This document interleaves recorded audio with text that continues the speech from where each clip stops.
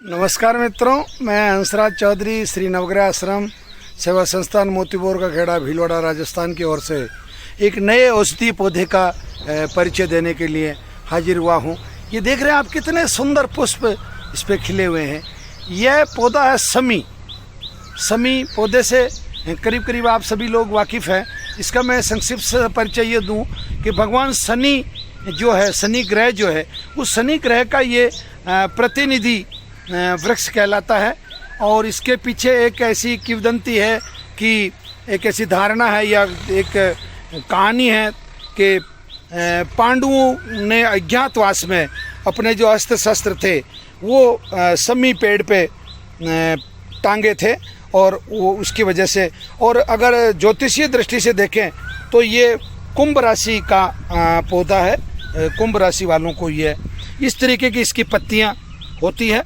और सबसे बड़ी बात यह कि इसमें कांटे होते हैं, जो आप देख सकते हैं इसमें लंबे लंबे, ये इस तरीके से हर उस पर मतलब आगे जो इसका टहनी चलती है उस पर इस तरीके से कांटे चलते रहते हैं। छोटे छोटे इसके पत्ते होते हैं और इसे सामान्य बोलचाल की भाषा में खेजड़ी भी कहा जाता है, जो कि राजस्थान के अंदर रेगिस्तानी क्षेत्रों में काफ़ी पर्याप्त मात्रा में होती है। और यहाँ का मुख्य राजस्थान का एक जीवन आधार भी खेजड़ी का वृक्ष ही होता है। और खेजड़ी के वृक्ष की रक्षा के लिए बहुत बड़े बड़े आंदोलन हुए हैं, लोगों ने अपनी जान तक दी है। तो ये बहुत, कहने का मतलब मैं इसको विस्तार से इसलिए बता रहा हूँ कि ये बहुत उपयोगी पौधा है।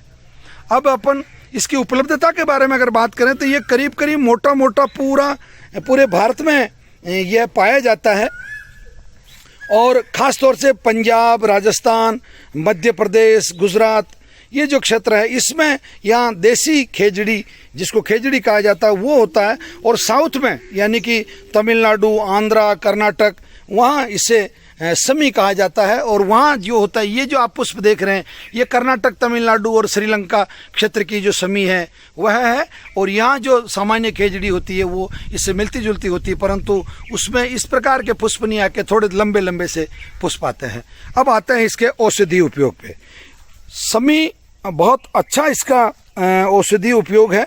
ये रोगों के बारे में अगर मैं बात करूं तो एक तो जो मूत्र रोग जिन लोगों को होता है, यानी कि मूत्रल होती है, इसकी जो लंबी लंबी फलियां होती हैं उनको खाने से मूत्र विकार समाप्त होते हैं। मूत्र में किसी भी प्रकार की जलन वगैरह या इस तरीके की परेशानी होती तो वो कम होती है। उसके बाद में ये प्रमेह में भी बहुत ज़्यादा, इसके कोमल पत्तों को अगर जीरा मिला के और महीन पीस के और गो दुग्ध के साथ में अगर आप उसका सेवन करते हैं तो ये आपको बहुत लाभ देता है।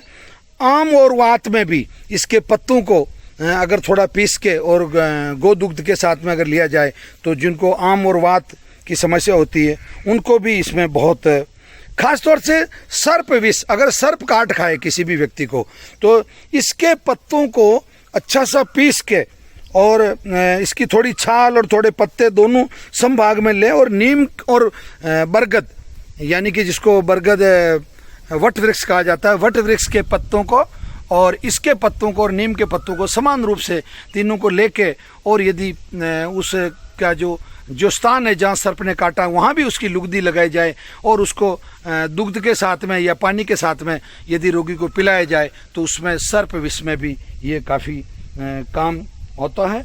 और इसकी फली और इसके पत्ते और इसकी छाल, ये तीनों ही औषधि के रूप में काम में आते हैं।